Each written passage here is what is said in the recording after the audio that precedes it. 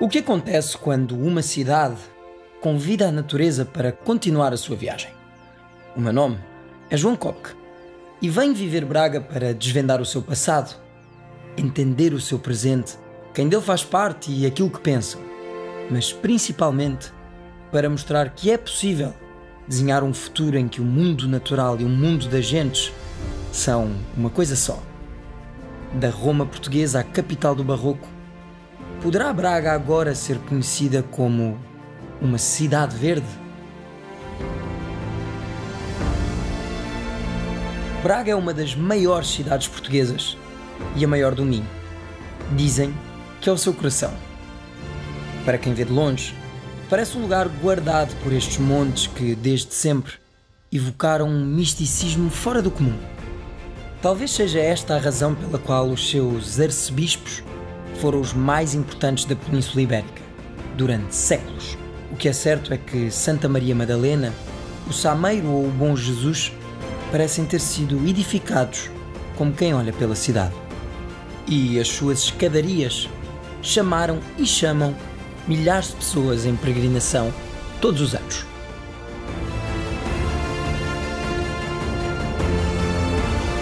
A verdade é que este e os outros santuários por onde nós acabamos por passar são locais de peregrinação, lugares de culto e que ancestralmente são lugares de gente. Hoje nem toda a gente que vem para aqui vem por razões religiosas como no passado, mas vem por uma outra quase tão simbólica quanto essa. Eu também vim por essa razão, ver o pôr do sol. É que o monte mais alto de Braga acaba por ser um lugar incrível para ver o dia acabar. Mas talvez o que muita gente não sabe é que quando a noite começa, esta mata que circunda o Sameiro transforma-se. Mas será que a história da natureza em Braga pode ser contada de forma separada da história da gente daqui? Eu acho que não. E, aliás, é esse desafio de entender que harmonia é que é possível existir nesta cidade entre uma coisa e a outra que vai começar agora, depois que a noite cair.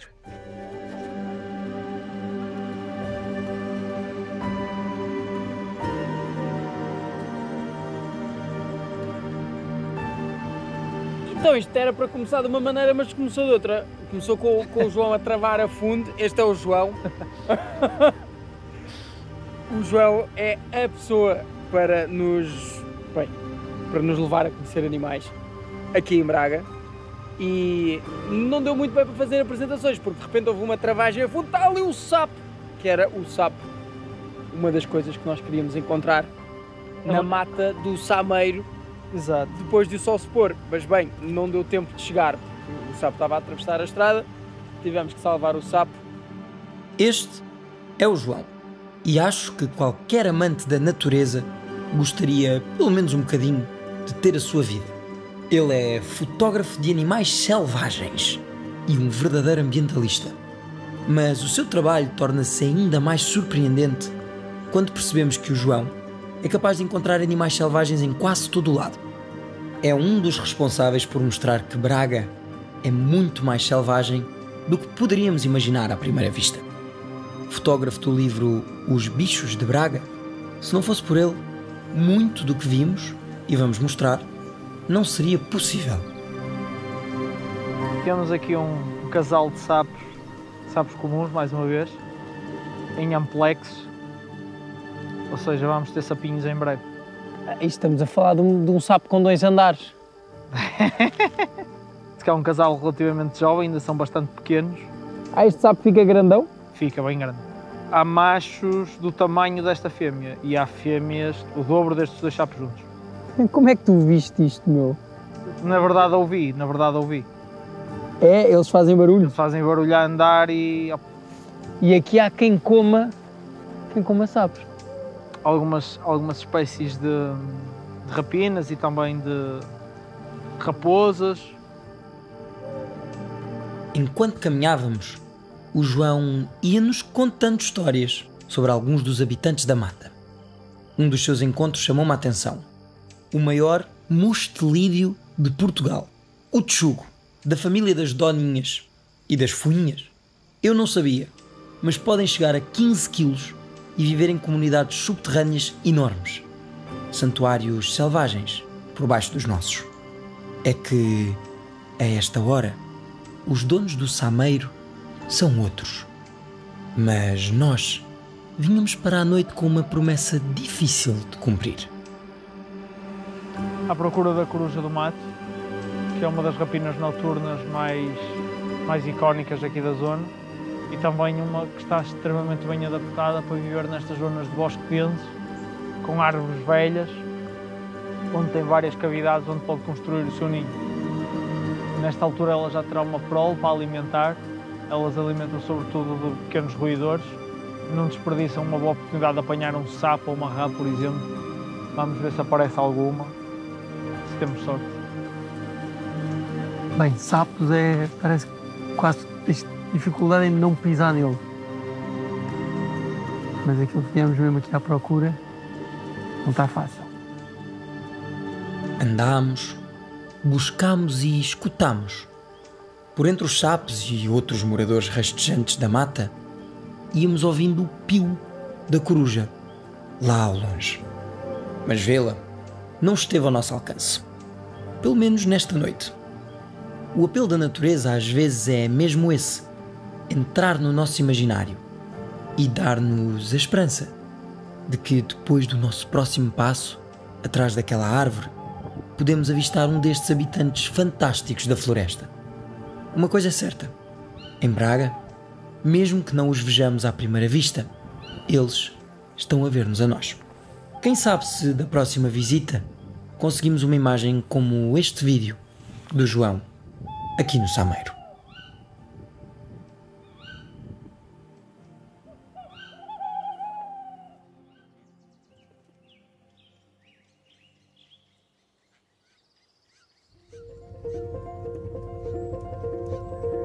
A nossa viagem estava apenas a começar. Por isso, rumamos também a um início, a nascente do rio que molda Braga, para ver quem habita as suas águas antes de elas entrarem pela cidade. À medida que íamos chegando perto, pela Serra do Carvalho, conseguimos ver nas árvores a banda residente da floresta. O chapim real, segundo o João, é uma das aves que melhor se adapta às casas-ninho. Já o tentilhão comum deve ter a família sempre em diáspora. Alguns residem cá, outros vão e vêm de países mais frios por essa Europa fora. Mas foi para conhecer os moradores subaquáticos que viemos para estas bandas. Então, nós podemos parecer dois malucos a olhar para tipo um espelho de água, mas eu prometo que não estamos a tentar ver o nosso reflexo. Na verdade, aquilo é a nascente do Rio Este e aqui, este lugar para onde nós estamos a olhar dois malucos, na verdade está cheio de bichinhos, nomeadamente várias espécies de anfíbios, segundo o João, que não são muito fáceis de ver, porque se calhar eles são da mesma cor das folhas, mas o João acho que vai-nos chocar. Estás a ver alguma coisa? Estou sim. Este é o tritão marmorado. Pois é, se cá estivesse sozinho, como muitos que por cá vêm passear, com certeza não teria posto os olhos por entre as algas para ir à sua procura. Mas como o João já me tinha dito que este anfíbio poderia andar por aqui, estava preparado até para pôr os óculos de mergulho. Mas não foi preciso. É um animal que vive entre dois mundos, nem sempre fora d'água, nem sempre dentro d'água, mas nunca longe dela. Se pensarmos um pouco nisso, é um bicho um pouco extraterrestre. Imagina respirares pela pele ou teres a temperatura do corpo ligada à temperatura à tua volta. Ou teres uma forma completamente diferente quando és criança da que tens na vida adulta. Mas este tritão que aqui temos é ainda mais especial.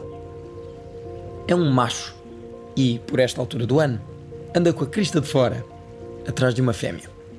Literalmente. Os tritões marmorados ganham uma crista na época do acasalamento.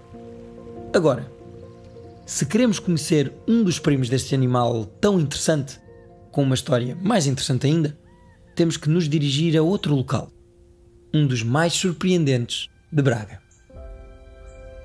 Ainda Portugal não era Portugal, e este lugar já existia.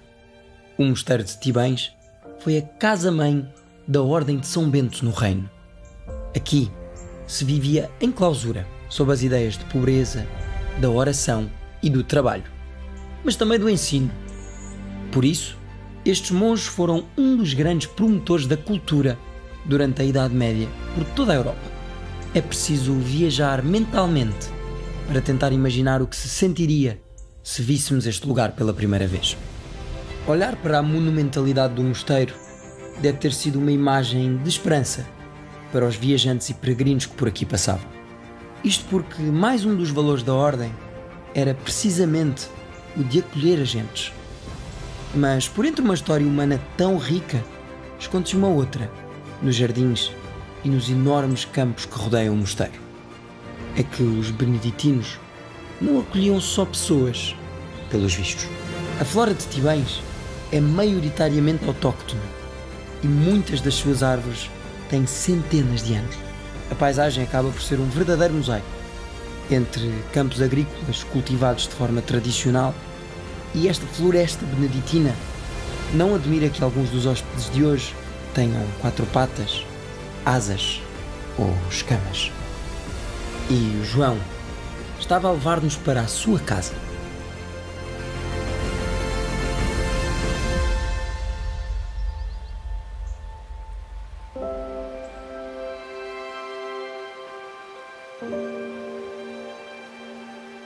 Bem, vou soltá-la, porque a água da minha mão já está a acabar. Eu não quero que ela deixe de estar molhada, mas ela é mesmo querida.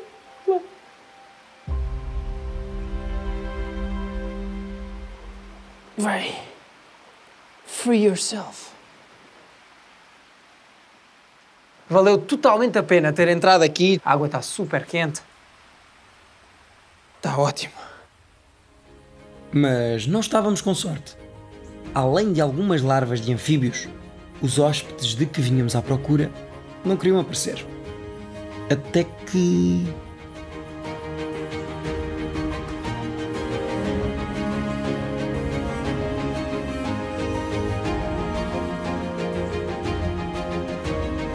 Então, esta era a salamandra do fogo. E a pele dela, de alguma maneira, parece denunciar mesmo isso, o nome que ela tem, salamandra do fogo. Bem, aquelas peles quando têm cores muito vivas, o preto, o amarelo, assim meio fluorescente, enfim, é uma estratégia evolucionária que vários bichos usam para dizer não me comas. No mínimo porque sabem mal, no máximo porque podem matar. Neste caso acho que ela sabe meio mal e pode causar tipo reações alérgicas às pessoas e aos bichos que as comem. Mas na verdade não é essa a razão pela qual ela se chama salamandra do fogo. É que as pessoas antigamente, quando queimavam a lenha, viam estas salamandras, que na verdade estavam ali abrigadas, a fugir do fogo. Então as pessoas diziam que a salamandra nascia do fogo. E ela apareceu mesmo no fim, eu ter-me enfiado ali na mina, a olhar para dentro dos buracos e eles não se quiseram meter lá dentro, porque eu tive que me descalçar e tal, a água está fria. Mas não é que enquanto eu estava lá dentro ela apareceu cá fora pela mão mágica de Proust. Certo, Braga é rica em natureza. E se formos bons observadores, podemos encontrá-la nos rios, atrás ou em cima das árvores, nos montes ou por baixo das pedras. Mas, mais do que descobrir a vida da natureza em Braga, eu venho à procura de responder a outra pergunta. Como é que as pessoas que hoje compõem a cidade podem interagir com essa natureza?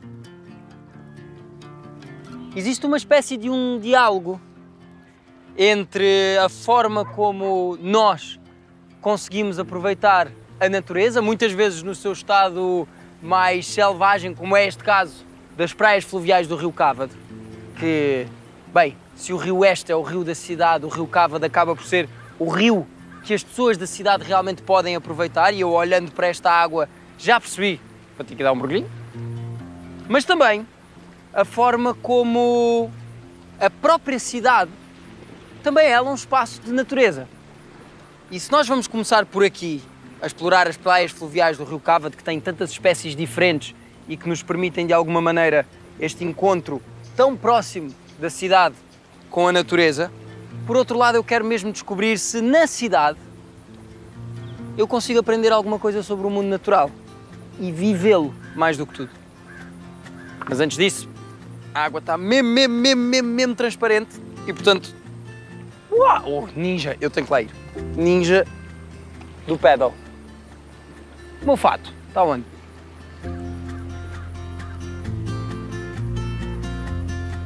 A praia fluvial do Cavadinho, lá ao longe, é uma das praias com a água mais limpa do país. Não lhe faltam prémios, mesmo competindo com as praias lá do mar. É claro que existe todo um parque de estacionamento e infraestrutura e tal. Aliás, é uma das praias que sucessivamente vai sendo preparada para receber mais gente. Mas e se decidirmos chegar até lá por baixo d'água? Explorar o que o Cávado esconde é entrar numa espécie de mundo novo. Um mundo que não é só nosso. Por entre as árvores submersas, debaixo das rochas, sabemos que por aqui caçam as lontras, em busca dos mesmos peixes que as garças ou os guarda-rios procuram nas margens. É por essa abundância que, mesmo hoje, perto da praia, se vê ainda de pé o pesqueiro a desafiar as águas. Não admira que, mesmo na transparência da corrente, temos que estar atentos para ver os peixes que fogem de nós. Seguramente, eles conseguem nos ver primeiro. E quanto mais perto vamos chegando, curiosamente, mais a paisagem parece verde, tanto em cima como debaixo d'água. Poderíamos seguir o curso do rio, mas melhor ainda é se conseguirmos continuar o curso das águas da perspectiva do céu. De lá de cima, ao longe, conseguiria avistar a praia fluvial de Merlim, com a ponte do Prado, de fundo, a compor a paisagem. A rede de percursos pedonais e a ecopista passam por aqui, para quem quiser refrescar o caminho. Continuando, de quem vem do mar, passamos pelo relevado que termina no areal, na ponte do Bico. Havendo sol, não faltará gente por aqui, a fazer praia, no rio. E a convivência pode passar despercebida, mas, para quem vai atento, rapidamente entende que partilha os mergulhos com patos bravos ou com corvos marinhos de faces brancas. Mas de onde estou, rio abaixo, está o Adaúfo.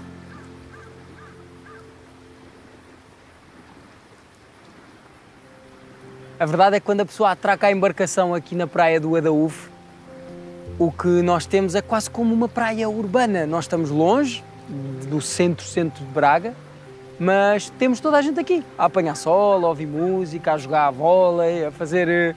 Enfim, o que se faz em qualquer praia. Mas conseguir, de alguma maneira, navegar por este rio e quando nos afastamos um bocadinho da margem que tem tantas pessoas, em nada nós estamos envolvidos completamente pelo arvoredo, pelo som dos passarinhos, pelo ocasional peixinho que salta à nossa frente e nesta altura está tipo um manto de flores brancas a passar pelo outro lado. Aquilo, não sei, senti-me realmente longe, senti-me realmente isolado e tive a sensação que se quer quando estamos próximos da natureza, mesmo estando nós, bem, no meio da praia urbana que Braga tem. Talvez esta uma das mais urbanas, porque há bares e há essas coisas. E por isso esse contraste entre nós termos o verde, bem, bastante intocado de um lado e do outro, as pessoas a aproveitar, foi uma simbologia interessante entre esta coisa que é a ponte entre o humano e o natural. Eu acho que essa ponte vai cada vez mais se esbatendo. Nós vamos explorar exatamente isso, o esbater dessa ponte, mas na cidade. Saber que é possível encontrar um mundo natural rico nas margens do Cávado deixou-me feliz, mas não é tão surpreendente como aquilo que estávamos prestes a descobrir nas palavras de alguém que já acompanha a mudança da cidade há bastante tempo. Há inúmeros vídeos e fotografias de pessoas que avistaram lontras neste rio. Este é o Altino.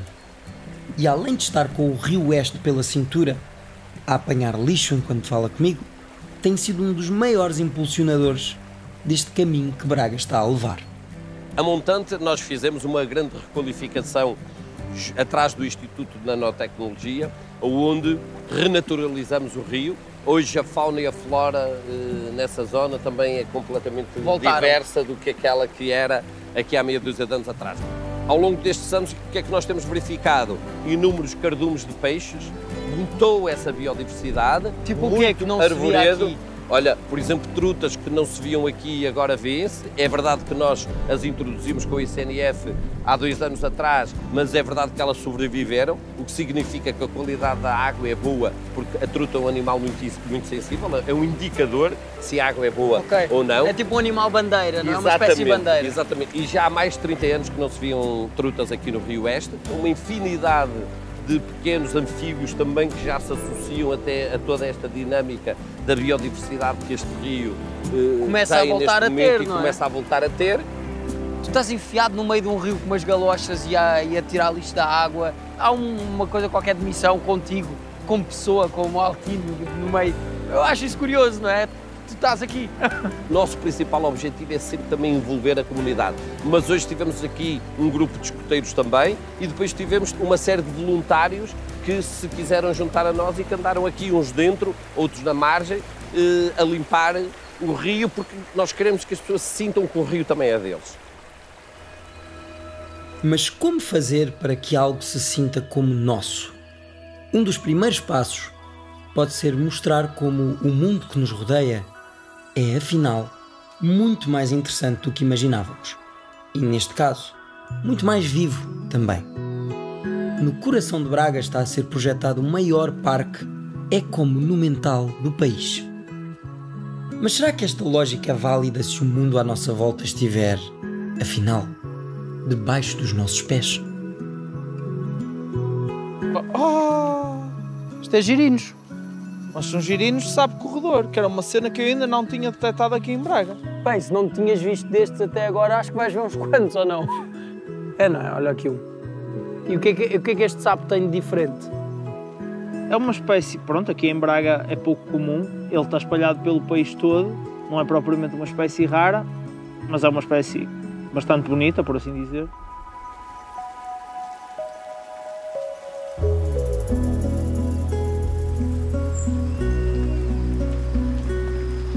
Então, o que é esta chaminé?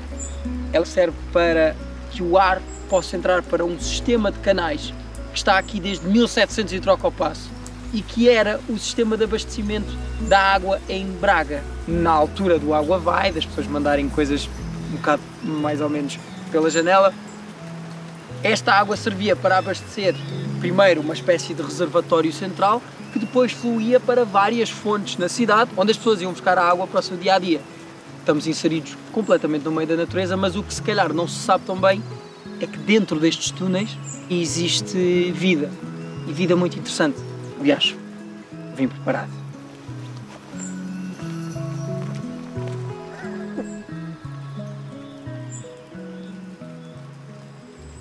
Então agora é que se vai perceber porque é que eu estou com esta capa do Conde Drácula.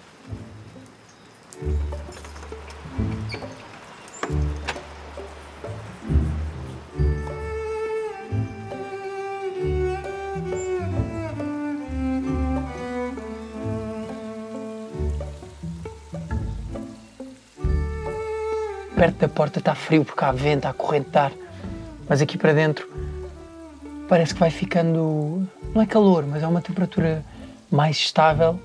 Parece que estamos tipo muito sozinhos, uma sensação estranha.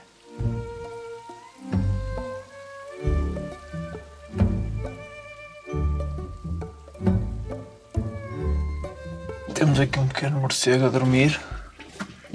É um morcego de ferradura pequeno. Eles vêm cá dormir durante o dia para depois à noite poderem ir caçar. Acho que nunca tinha visto um tão tranquilo, tipo tão na boa com tudo.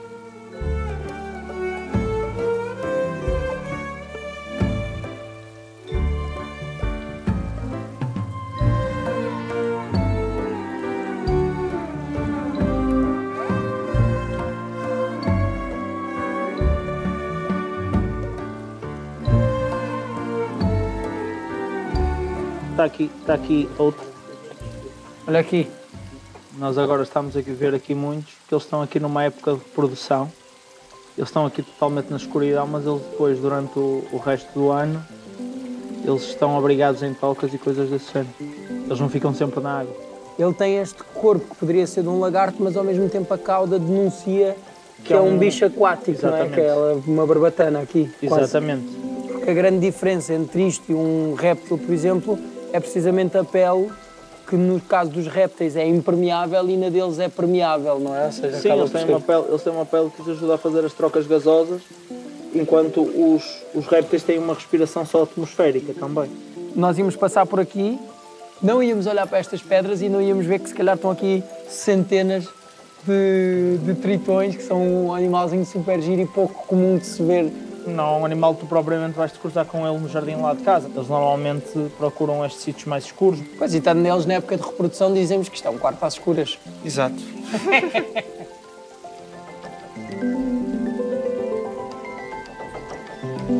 Morcegos, tritões, a engenharia que abasteceu a cidade durante centenas de anos e até há bem pouco tempo, relativamente, e a arquitetura barroca que esconde o que é uma natureza que pode passar completamente despercebida a toda a vida que ainda acontece lá fora. Por cima de nós, ouvem-se as crianças a brincar, porque nós, na verdade, estamos mais ou menos por baixo de uma escola. E ninguém sabe que isto está aqui. Engraçado como é que a natureza se move por caminhos... Só antes de nos irmos embora, de alguma maneira, o que nós acabámos de visitar são túneis e túneis do tempo. Porque nós estamos a ir em direção ao passado. Mas estes túneis ainda abastecem algumas casas, bem, selecionadas em Braga, através de uma lei antiga, de um aspecto qualquer do direito, que se chamava as penas d'água. Então, de alguma forma hereditária ou através dos membros das famílias e tudo mais, estas pessoas ainda recebem esta água em casa. Eu vou-vos mostrar um lugar que levava isto, bem, à outra ponta da cidade. Esta, em particular, ia dar a um orfanato. Portanto, esta mina chama-se a Mina dos Órfãos. E este orfanato está na outra ponta da cidade, para se perceber a dimensão que isto tinha. Eram usadas, bem, sistemas de tubagem, de canalização em pedra, que na altura já tinham uma manutenção feita de forma periódica para não se entupir. Isto é muito interessante, é bastante desenvolvido e nós pensámos que há 300 ou 400 anos atrás estas coisas aconteciam, era brutal. Quando nós conseguimos conjugar a história com a natureza, bem, nós estamos, na verdade, a contar várias histórias ao mesmo tempo. Vamos embora que está a chover. Se dermos uma volta pela cidade, não demorará até encontrarmos muitas dessas histórias. O Palácio dos Biscainhos leva-nos para ainda mais longe no tempo. Se o edifício remonta ao século XVII, os labirintos do jardim levam-nos a um tulipeiro com mais de 300 primaveras. Uma árvore dos tempos do exotismo que a descoberta do Novo Mundo trouxe a Portugal. Já o Parque das Camélias privilegia as espécies que são daqui. Como funciona como um laboratório vivo, a poda do parque é feita apenas 2 vezes por ano. O objetivo? Permitir que a biodiversidade se adapte ao meio urbano. Um trilho transporta-nos ao Parque da Ponte, um verdadeiro parque da cidade, com patos e tudo. De certa forma, o elo entre estes 2 espaços verdes é algo improvável. Um parque de campismo no centro da cidade. A geometria verdejante dos Jardins de Santa Bárbara e da Avenida Central, vistos de cima, fazem as pessoas parecerem formigas e levam-nos até outros lugares pouco prováveis em centros citadinos. Hortas, mas urbanas. Por falar em hortas, está mesmo a apetecer pentear um burro.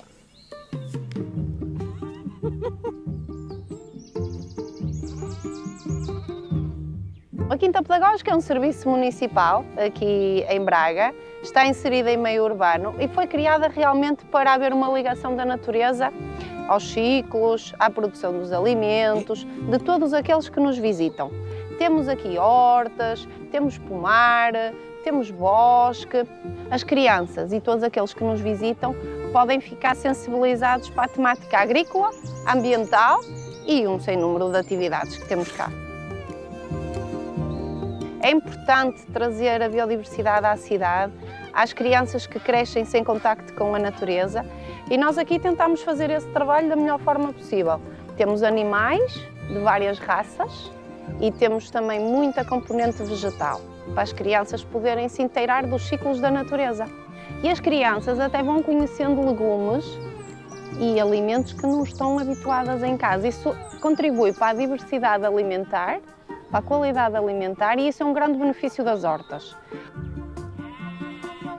Outro benefício é a ação terapêutica, é aquilo que estamos a ver aqui em loco. Estamos a ver aqui pessoas que são voluntárias, vêm para cá trabalhar gratuitamente, mas não é só pela quantidade ou pelo que se produz, é mais pelo benefício terapêutico que tiram diariamente de vir para cá. Sim, de trabalhar com as mãos. É a redução do stress, é a ocupação dos tempos livres com qualidade, é muitas melhorias ao nível psicológico também. Temos aqui também um projeto muito interessante com meninos com deficiência, que funciona 2 vezes por semana e que também vêm cá realmente para procurar experiências num sítio diferente da sua instituição, em contacto com o ar puro, com a natureza, e isso também são benefícios das hortas. E isso num centro urbano ganha uma dimensão um bocadinho diferente? Eu diria que num centro urbano é considerada uma medida de saúde pública, já por grandes investigadores noutras cidades europeias, e cá também temos que ser um exemplo. O que é que eu posso fazer, além de pentear o pónei? Podes-lhe limpar os cascos. Ui!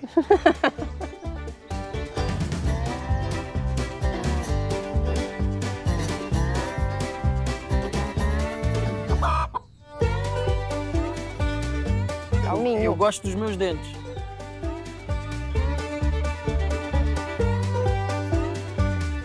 Eu percebi que estava ali a haver algum tipo de conflito e eu sou formada em... Sou uma pessoa que muitas vezes chamam-me para resolver problemas. Pronto. Vamos lá. Vamos lá. Isto.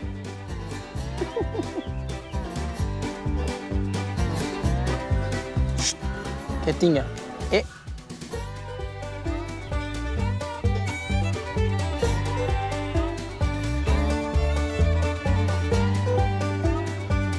Ele quer as folhas. Pois, só que nas folhas está o meu dedo. Aproximar as pessoas da terra e de quem dela tira a vida. Dar à comunidade a oportunidade de tocar com as mãos o verde das plantas, o pelo dos animais.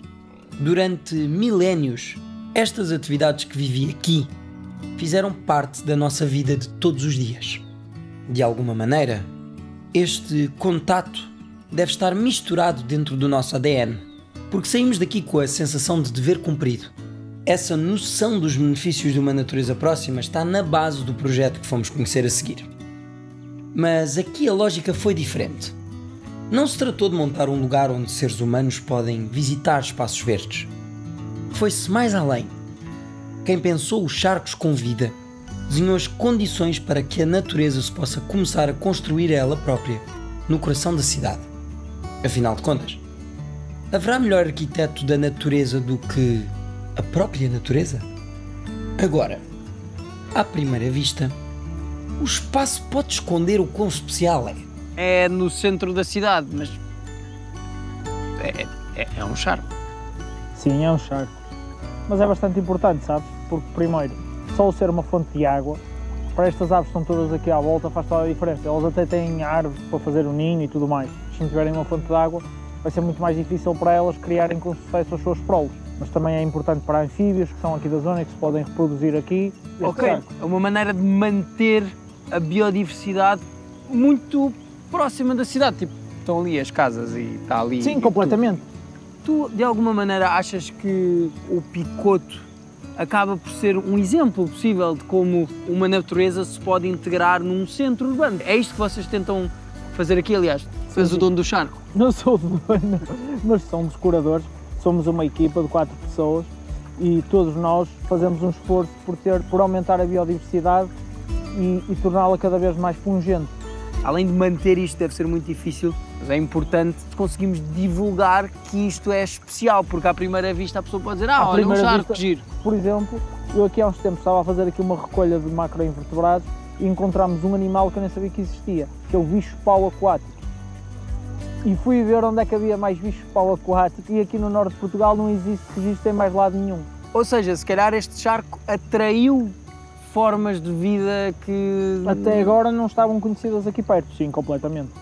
Lindo, fez tipo um efeito cascata, não é? Transbordou e transformou-se Isso, em algo ainda mais interessante. Exato, e isso é espetacular porque isso sempre foi o nosso objetivo. E porquê criar este bioma no centro da cidade e não noutro parque mais afastado? Porque a ideia também é que as pessoas, para gostarem de algo, têm que a conhecer, e para conhecer têm que ver as coisas, e é muito mais fácil que as pessoas venham visitar aqui. É uma forma de não só de trazer as pessoas à natureza, mas também de levar um pouco de natureza às pessoas.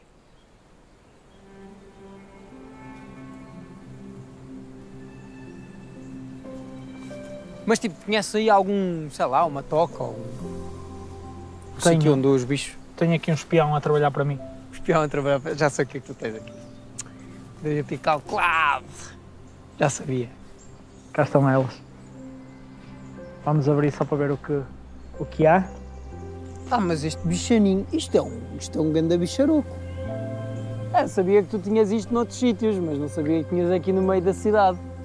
Ui, estás a cheira, tens um formigueiro aqui dentro. Tem um formigueiro aqui dentro. Tem um formigueiro dentro da Da máquina.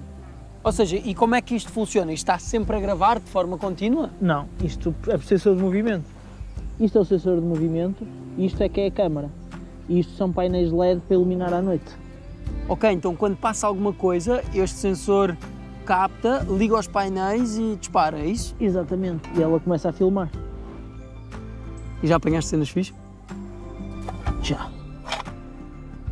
E espero que este cartão tenha... Pá, não me digas que é para eu não saber o que é que... Se queres ir buscar os outros dois? Por mim, bora. Então siga lá. Vemos tudo? Vemos tudo. Ui, vamos apanhar um bicho revolucionário, vamos apanhar o urso do picoto. Não era o urso do picoto. Mas as Strapcams estavam prestes a revelar que aquele lugar que eu acabara de visitar, e por onde passam centenas de pessoas todos os dias, está a dar os seus frutos. João, vamos ver o que é que apanhamos nas câmaras? Eu já vi. Parece, mas essa é só a primeira amostra. Isto é a raposa picota? É a raposa picota. Uma delas, pelo menos. Estás a ver, olha, de dia, se bem cedinho, é que se começa o dia. Mas ela entra tipo... como? Pela cidade? Ou há montes? Ou como é que ela... Elas são extremamente adaptáveis, elas provavelmente passam mesmo pelo meio das casas à noite e chegam lá. Aliás, aquelas duas eu acho que vivem mesmo ali, não chegam lá. Ui! Aqui estão as duas. Já reparaste que isto foi em fevereiro? Para o mês dos namorados? Quanto tempo é que tens as câmaras ali? Pá, que elas já estão lá há mais de um ano. E às vezes há vídeos que fico na dúvida sobre qual espécie aparece. Isto é o ouriço caixeiro. Exato. Ouves as rasgas por trás, isto é mesmo Isto ao lado do charco. Pois, ou seja, no fundo o charco atrai mais coisas do que só rãs e não sei o quê. Uma Sim, vai toda ali a parar. Uma vez que há ali uma fonte de água boa, todos os animais precisam de água, todos acabam por lá parar. É a vida. Coelhito? Isto é um coelho.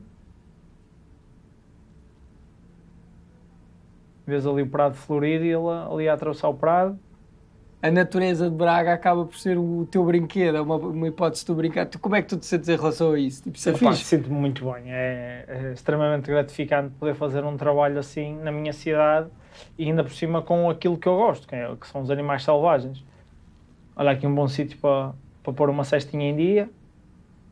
Aquela aqui é a Top Predator.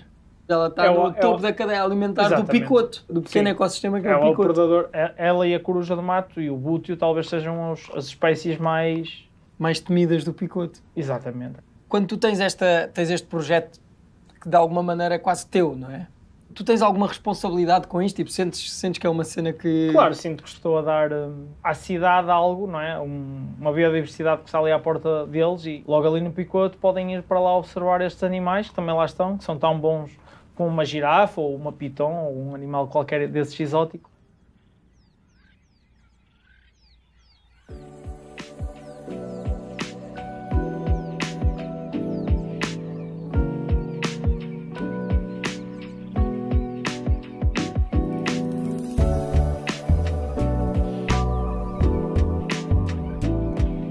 Nesta altura do ano nós sentimos o amor no ar. As borboletas estão em acasalamento aqui ao pé. Estão numa fase muito sedutora, nós conseguimos ver em todo o lado. Nós estamos no Monte do Picoto, que é um lugar bastante especial no coração de Braga. Porque daqui nós conseguimos ver a cidade inteira. E mais do que isso, nós conseguimos ver como é que a cidade interage com a natureza que a circunda. Ou seja, se nós olharmos lá para o fundo, nós vemos montes, vemos árvores, vemos floresta, e se olharmos imediatamente para aqui, vemos como é que essa floresta se começa a fundir com a cidade e as pessoas a viver as suas vidas, a fazer o seu dia-a-dia. E nós, neste momento, temos um desafio na história da humanidade. Todos nós sabemos que, daqui para a frente, teremos que lidar com os efeitos das alterações climáticas. E, para isso, o mundo tem que se preparar para mitigar esses efeitos e, esperemos, acreditamos, limitá-los o melhor possível, revertê-los. Esta é uma das questões que mais vai moldar o mundo nos próximos tempos. Mas, para compreender melhor a forma como uma população se pode preparar para o futuro dentro da cidade, decidi começar a explorar a ideia fora dela. Até porque, mais uma vez, a natureza pode servir de inspiração para o nosso caminho. Já lá chegaremos. De alguma maneira, o que nós chamamos hoje de trilhos pedestres, que são uma função de lazer que as pessoas têm ao seu dispor, já foram trilhos de trabalho e de sobrevivência, claro. É, não é? Estes trilhos e os trilhos romanos são... Fundamentalmente o que foi feito foi aproveitar caminhos antigos que, entretanto, foram perdendo o uso, não é? Estes caminhos vão deixando de ser usados e a ideia é revitalizá-los. Repropositá-los, não é? Sim, sim, e convidar as pessoas a conhecer o seu concelho. Este é o José e só em Braga ele já mapeou, classificou, catalogou e, claro, caminhou 25 percursos pedestres. São 280 km com uma missão. Levares as pessoas a conviver diretamente com a biodiversidade, estás a dar a biodiversidade a conhecer às pessoas, elas vão proteger mais aquilo. Mas por que razão estamos aqui? A verdade é que, por estes caminhos bordeando o verde, há sempre algo que adoro observar e que pode, em primeiro lugar, inspirar a metáfora perfeita para como uma cidade deve funcionar e, em segundo, servir para o almoço. Para ambas as razões, no entanto, não poderia seguir no trilho sozinho. Um bom ambiente de cogumelos é um bom ambiente para nós, ao fim e ao cabo. É um ambiente diverso, com muita diversidade ecológica. Este é o Pedro, e ele adorava andar pela floresta a apanhar cogumelos, tanto que abriu um negócio em que, entre outras coisas, regenera florestas introduzindo fungos no seu sistema. E é engraçado, fez da sua paixão um trabalho, mas os cogumelos tiraram-lhe o tempo que tinha para andar pela floresta a apanhar cogumelos. Mas para nos ajudar, há sempre um espacinho. E se fôssemos primeiro à exploração da floresta e à coleta do almoço e depois falássemos de coisas sérias? A quantidade de cogumelos diferentes que há, que são muito parecidos. Tipo... que a gente vai... Por isso é que há sempre vai haver uns casos de intoxicações, não é? Todos os anos um gajo ouve, uma família comeu cogumelos e... Quem consome sabe só coisas empíricas, sabes? Tipo o quê? Tipo, olha, tipo isto, o cogumelo está a ser comido por um animal. A gente pode comê-lo, se não mata o bicho também nos mata a nós. Um dos principais motivos, numa fase inicial, é de facto mostrar às pessoas que os cogumelos são tóxicos, que são de 4 ou 5 espécies, são perigosas, e se eles souberem bem essas, quer dizer, a partir daí podem ter confiança para comer, olha, uns cantarelos, ou uns boletos, outras espécies comestíveis. Eu acho engraçado como as pessoas que entendem do que estão a fazer têm uma visão completamente diferente de um espaço. Eu, se calhar, no mar olho para uma pedra e digo, ali deve dar uma onda. Pronto. O Pedro aqui olha para aquilo e diz, vai estar ali um cogumelo. Eu vejo folhas. Olha, está aqui um cantarelo. Mas, eu olho para um cantarelo e também consigo dizer que ele é um cantarelo. Correto. Então, características é que ele tem, não é, João? Ele é sempre, chamamos concolor, ou seja, ele tem quase sempre a mesma cor em todo o exemplar, em todo o cogumelo. O pé pode ser um bocadinho mais claro, mas as tonalidades são sempre muito idênticas. Sim, um laranja assim, mas mais escuro. Amarelado, alaranjado. Vamos encontrar... Este já está um bocado... cansado. Ok, já está aqui há muito tempo, já está um bocado... muito maduro, digamos assim. Já está com estas bordas a ficar queimadas. O cantarelo, uma das características, tem sempre a carne branca. E este é o que a gente chama de pregas ou rugas aqui de baixo. Por isso, cor permanente em todo o seu chapéu, carne branca. E outra coisa que nós aqui no Minho temos nestes cantarelos primavera Podes cheirar este, João, mas vamos encontrar uns mais frescos. Não sei se consegues aí... É doce. Adocicado, isso mesmo. Tens queda para a coisa, é de facto um aroma adocicado. Nós dizemos que nos faz lembrar os alperces, os pêssegos, dentro desta família. Uau! Isto é mesmo bom. Isto é muito parecido, há um cogumelo que muitas vezes se consomem nos restaurantes chineses ou asiáticos. O que eles chamam de algas, muitas vezes. Aquilo é um cogumelo? É um fungo, é um cogumelo. Uau! E é muito parecido com este. Ok, a minha cabeça acabou de... É uma auriculária, são muito parecidos com estes. Isto come-se? Epá, este em particular eu penso que não. Isto não é sobreiro, não. Espera lá, então vamos levar isto. Só para identificar corretamente a espécie. Mas não mistures com os nossos cantarelos. cantarelos. Pode ir que não há. É? Esta família não é tóxica. Eu não sei se isto é mesmo uma auriculária.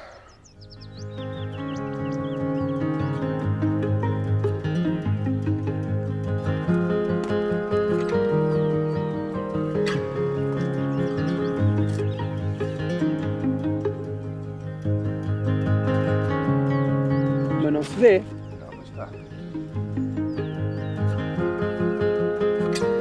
Não estou nada feliz por comer o cogumelo que nós próprios apanhamos. Acho que isto é tipo... É o sonho de qualquer pessoa que gosta da natureza, não é? Captar o seu próprio alimento. São os instintos, não é? Bem, os instintos, é mesmo? Começámos como recoletores, não é? Só depois é como caçadores.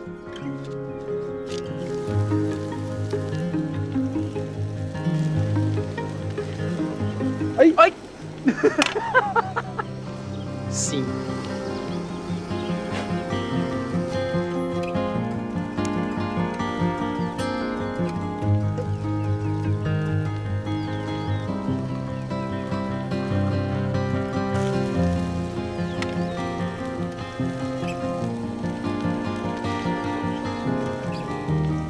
Bom, João, eu acho que isto se pode começar a servir, João.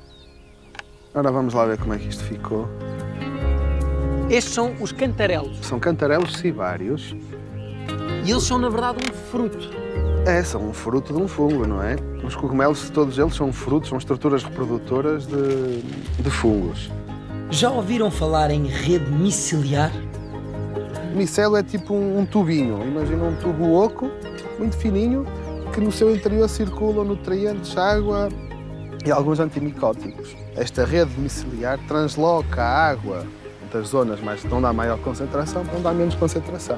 E conseguimos ter o tal equilíbrio num determinado ecossistema. O que é que a planta lhes dá? Eles também pedem algo em troca. Há aqui uma parceria. Se não era um parasitismo, o fungo ajuda com nutrientes primários, a planta transforma esses nutrientes em açúcares, alimenta-se a ela e vai alimentar os fungos que tem na raiz. São evoluções de milhares de anos, não é? Na nossa evolução do nosso planeta, onde estas ligações, onde estas químicas entre as plantas e os fungos formam estas conectividades. Nós também produzimos num sítio e temos de translocar para outro. Quer dizer, a semelhança é Vivemos num sítio e temos que ir trabalhar no outro. Temos que ir trabalhar para o outro. Aqui passa-se esta estrutura viária, está aqui debaixo dos nossos pés a comunicar em fungos e plantas. É muito interessante. Será que as cidades do futuro poderão ser inspiradas por ideias que já existem na natureza há milhões de anos? Uma floresta que se comunica de forma sustentável por baixo da terra que pisamos é uma floresta diversa, cheia de vida, saudável.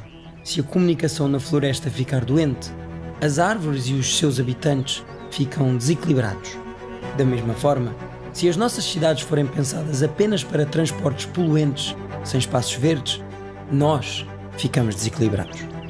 Por outro lado, se não for permitido a um bosque produzir a sua rede miceliar, tudo o que nele é diverso, rico e sustentável desaparecerá.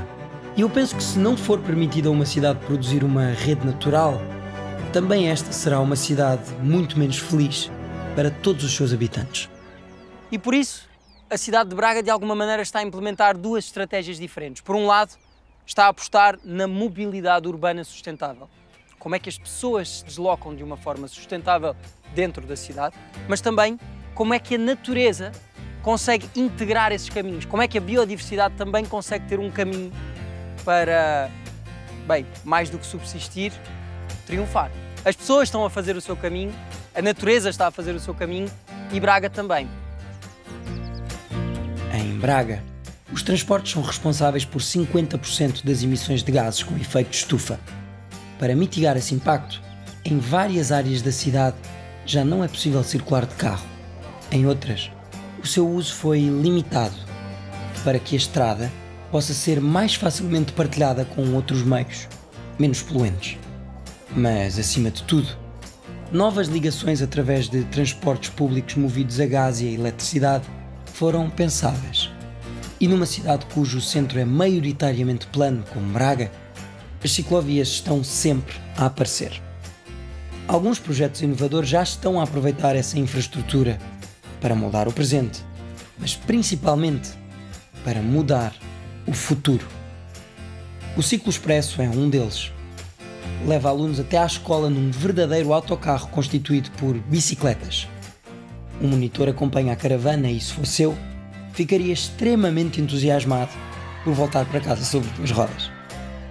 Não são tubinhos de fungos que se espalham pelo chão, mas são um passo decidido para nos ajudar a comunicar de forma mais sustentável a cidade.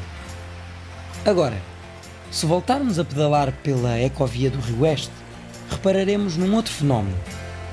Em setembro, a nascente está a lacrimejar, ou seja, praticamente não estão em água. Vai apanhando depois algumas águas, alguns pequenos afluentes, e este rio agora está com cerca de 80 centímetros, diria eu. Aqui, por exemplo, se nós viemos aqui em plano verão, este rio aqui não tem mais de 20 centímetros. Se nós não o protegermos, a água vai sobreaquecer e depois tem um impacto extremamente negativo na tal biodiversidade que nós queremos proteger. E por isso nós temos plantado milhares de árvores à volta do Rio Oeste, temos tentado criar este grande corredor verde e nesta zona envolvente passam milhares de pessoas por dia que a utilizam por diversas razões, quer para se deslocarem de um ponto da cidade para o outro, quer para passearem, quer em lazer, quer em desporto. Há inúmeras utilizações desta via. A rearborização das margens do Oeste, a rede de microflorestas e parques que se ligam ou projetos como os Charcos com Vida não são momentos verdes isolados da cidade. Pertencem, sim, a uma estratégia mais abrangente. É que, se Braga faz parte de uma iniciativa global que visa partilhar ideias e projetos ecológicos, chamada Corredor Ecológico Mundial, a cidade está também a plantar um verdadeiro corredor ecológico local. Se populações de animais não forem interrompidas pela existência de cidades, quão melhor poderá ser garantido o seu futuro? O mais interessante é saber as que saem de lá, porque elas provavelmente criam ali, têm filhos e os filhos vão à vida deles e saem dali. Lugares como o Rio Oeste, para onde voltaram as lontras e as trutas, mas também onde as pessoas se encontram à sombra do verde ou por onde se deslocam para fazer as suas vidas sem trânsito ou combustíveis fósseis, são o equivalente a essa rede miceliar da floresta. Também aqui, estas vias tornam a cidade rica e diversa. Se elas se puderem deslocar de modo suaves, quer a pé, quer de bicicleta, para os seus locais de trabalho, nós estamos a dar um grande contributo. Isto é uma espécie de um puzzle para que todos em conjunto possamos atingir essas metas para trazer uma melhor qualidade de vida aos cidadãos, porque esse é sempre o último objetivo do trabalho que fazemos. Ter pessoas felizes. Ter pessoas felizes.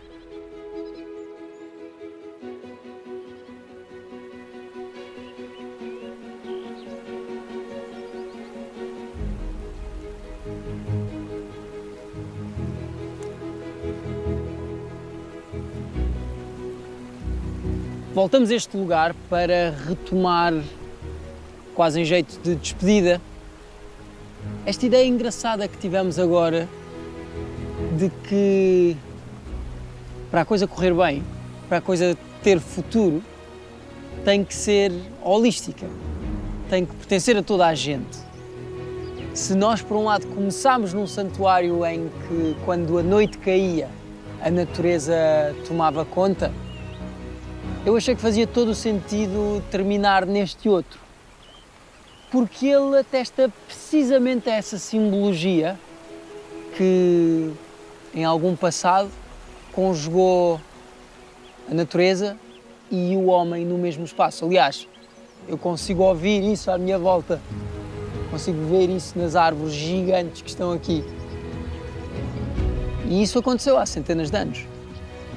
Parece que Braga é um espaço em que pode voltar a acontecer agora e no futuro. Até já!